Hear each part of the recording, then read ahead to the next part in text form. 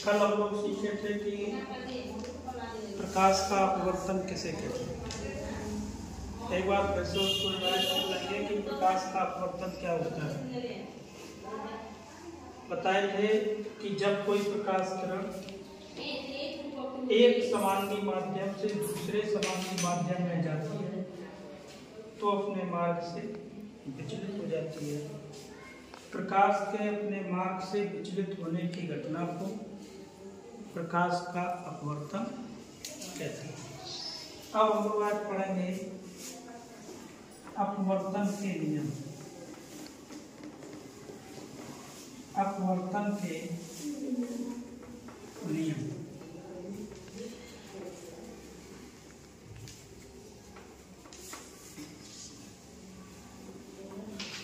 तो देखिए अपवर्तन का पहला नियम क्या है। ये है अपवर्तित किरण, ये है आपतित किरण और ये है अपवर्तित किरण। ये देखिए और ये अविलंब। देखिए तीनों एक ही तल में है कि नहीं। तीनों एक ही जगह से होकर जा रहे हैं, एक बिंदु से होकर जा रहे हैं। यहीं से होकर जा रही है आपतित किरण, यहीं पर अविलंब है और यहीं पर क्या है अपवर्तित किरण। तीनों एक ही तल में स्थित होते हैं। आपतित किरण, अपवर्तित किरण तथा आपतन बिंदु पर, इस बिंदु को हम लोग कहते हैं आपतन बिंदु। आपतन बिंदु तथा आपतन बिंदु पर अविलंब, तीनों एक ही तल में होते हैं। तो इसका पहला नियम है आपतित किरण कौमा अपवर्तित किरण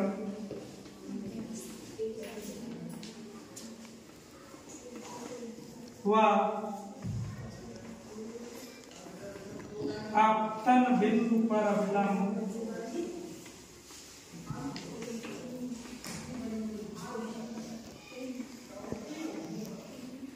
तीनों एक ही तल में स्थित होते हैं। इसको रटना बिल्कुल नहीं है, सिर्फ समझना है। अगर चित्र बना लोगे तो समझ लोगे क्या। आपतित किरण ये है, अपवर्तित किरण ये है और आपतन बिंदु पर अविलंब, तीनों एक ही तल में स्थित होते हैं। ठीक, पहला नियम है। दूसरा नियम जरा समझते हैं क्या होता है। पहला नियम क्लियर हो गया। पहला नियम फिर से एक बार देख लो, नहीं है क्लियर। आपतित किरण, अपवर्तित किरण तथा आपतन बिंदु पर अविलंब, तीनों एक ही तल में स्थित होते हैं। तीनों एक ही तल में स्थित होते हैं। दूसरा देखिए, पारदर्शी माध्यम के लिए, पारदर्शी माध्यम के लिए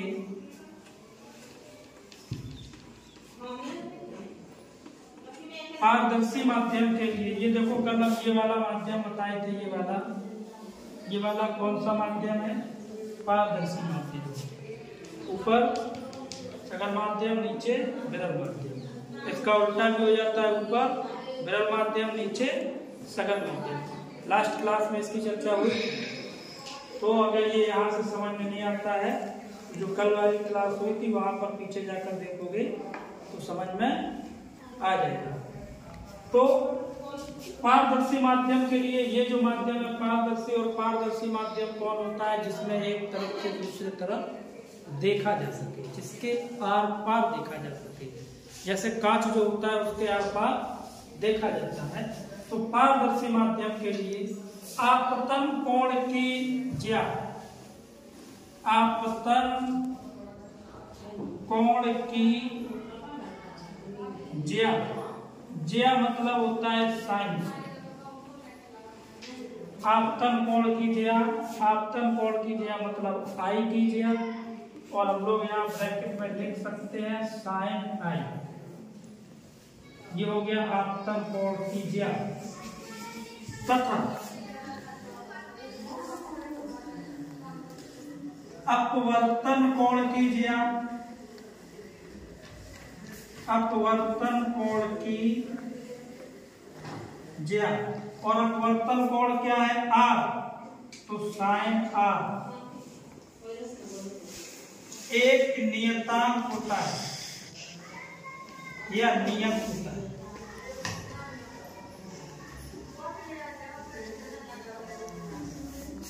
इसका मतलब है कि sine I upon sine R बराबर नियतांक, और हम लोग यहाँ पर नियतांक ले लेते हैं n, तब हम लोग इसको लिखते हैं sine I upon sine R equal to n, जहां n क्या है, एक नियतांक है जिसे प्रकाश का अपवर्तनांक कहते हैं। और अपवर्तनांक प्रकाश का क्या होता है कि निर्वात में प्रकाश की चाल, निर्वात में प्रकाश की चाल बटे माध्यम में प्रकाश की चाल। निर्वात का मतलब है कि माध्यम, माध्यम हम लोग पढ़े हैं सघन माध्यम और विरल माध्यम, दो माध्यम पढ़े हैं ना। और निर्वात, निर्वात का मतलब है कहीं भी ऊपर चले जाना।